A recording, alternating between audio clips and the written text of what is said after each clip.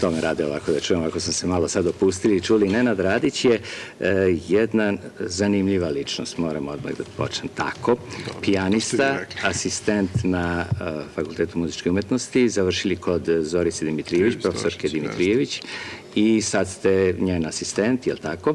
Međutim, ono što je nas zainteresovalo, to je nekako, čini mi se, dubinsko bavljenje klavirom i kompozicijama koje srećemo kod vas, jer je sad skoro počela na programu Beograda, na trećem programu Radio Beograda je počela jedna serija, jedan ciklus vaših, sad kako to da nazovemo, predavanja ili instrukcije ili... Jako je teško. Počelo je u nedelju 30. marta i ciklus će trajati tačno 8 emisija, dakle 8 nedelja, uvek u isto vreme, u 21:30, pola 10 uveče, na trećem programu Radio Beograda, koji je rezervisan za elitnu kulturu i umetnost, filozofiju, poeziju i tako dalje, ali je ovo jedan mali iskorak, jedan pokušaj redakcije trećeg programa da malo i proširi krug svojih slušalaca. Mogu sad da zaustavim, evo mi ćemo sad proširiti krug, ja ću zamoliti da pođe snimak koji smo napravili sa vama, pa ćemo malo to slušati, a i vi ćete biti ljubazni da nam još tu date neke dopunske objašnjenja. Jeste, evo najkraća najava, znači ono što ćemo čuti je tačno jedan isečak iz jedne emisije, kako to zaista i izgleda. A ono što ste rekli, kako bi to bila forma, pa to je neka interpretativno-narativna forma. Da vas slušamo malo sada. Završila ekspozicija.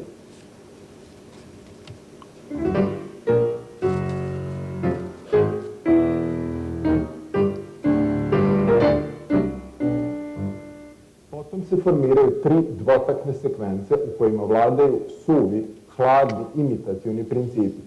U tih umetnutih 6 taktova nikakvih dinamičkih uputstava nema, ali je jasno da prethodno sempre piano, zatim oznaka za crescendo tek 9 taktova kasnije, a po najviše faktura, karakter i harmonija ne dozvoljavaju nikakvo pomeranje napred. Dvotakti su građeni na suprotnosti 2 slična elementa. Prvi je augmentirana i vešto izmenjena tema. Umesto CSH sa početka, sada je D, S, A, svaki put završeno dominantnim trilerom, koji se razrešava prvim tonom sledeće sekvence. A drugi element je osnovna tema, ali data u celosti, dakle ne samo prva 3 tona. I, što je interesantno, sa kašnjenjem u odnosu na onaj prvi element, tačno za pola takta.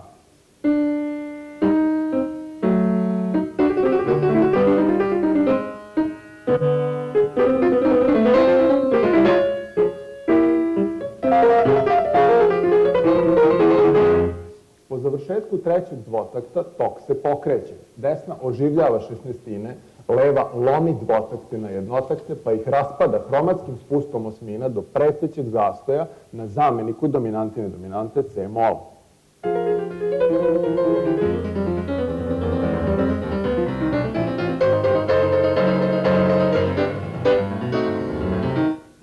Odlučni crescendo doveo je do prave glave teme, ali na dominantnom orgelpunktu. Tema će pokušati još 4 puta, ukupno 5, svaki put sve više, sve jače, sa sve većom tenzijom. Isprekidani naleti levom sve su većeg raspona, poput razjapljenih čeljusti koje jure desnu ruku, ali se onda događa vrhunac majstorstva anticipacije, jednog od Beethovenovih najomiljenijih sredstava.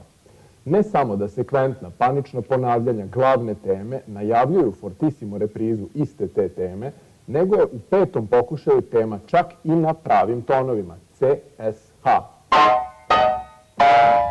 I nastavlja se dalje pravim šesnestinskim odgovorom iz teme, i to opet unisono,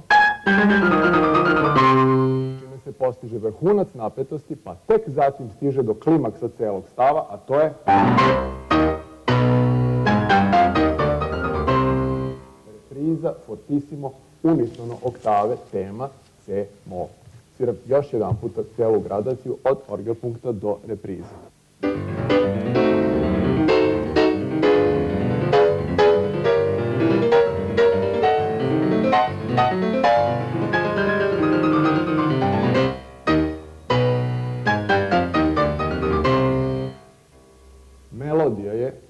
paničnom strahu od ujeda leve pretekla harmonski razvoj i stigla do teme preklimaksa, da bi tek potom ruke zajedno dostigle najvišu tačku. Kakvo majstorstvo! Razvoj nikuda nije išao, nije doneo sukob tema, stav je definitivno monotematski. Osim malog subdominantnog izleta u sredini, sve vreme je građen na dominantnom G. Upravo to G, taj orgelpunkt, bio je ovde protiv sila, a sukobljavanje je dovelo do paničnog straha da izlaza nema. Dakle, vrhunac dualizma u prvom stavu opus 111 C-mol sonate. Beethoven ne postiže suprotstavljanjem dva različita tematska jezgra, već borbom jednog principa sa samim sobom, žestoko blokiranom pokušajima da se iz lavirinta izađe. Ili ako hoćete da pređemo na lično i psihološko, pokušajima da se od samog sebe pobegne. Evo, Nenade, čuli smo ovo, rekli ste u jednom trenutku kad smo počeli da razgovaramo da je to na trećem programu za elitnu publiku. Šta vam se čini sada kada ovo čujete u jednom programu ovako, da ne kažem, zabavnom? Da.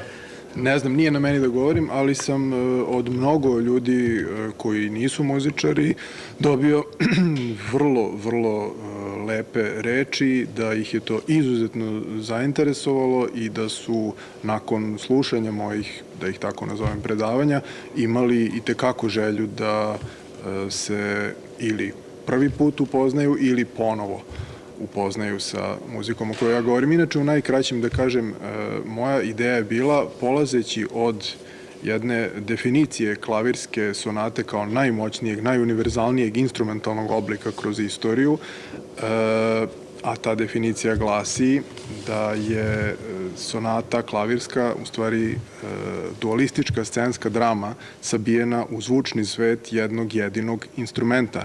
Sad kad to kažem, moramo imati u vidu kakvog instrumenta. Ako su orgulje kraljica instrumenta, klavir je sasvim sigurno kralj. Dakle, moja ideja je bila da celu tu istoriju dvovekovnu i evoluciju pijanizma kroz razvoj tog najmoćnijeg oblika pokušam da sažmem u svet samo 5, po mom izboru, najuniverzalnijih kompozitora i 7 njihovih sonata, opet po mom izboru, njihovih remek dela, koje su sabijeni u jedan jedini celovečernji recital koji sam ja i održao u Velikoj sali Kolarca pre 1.5 godina, nije bitan tačan datum.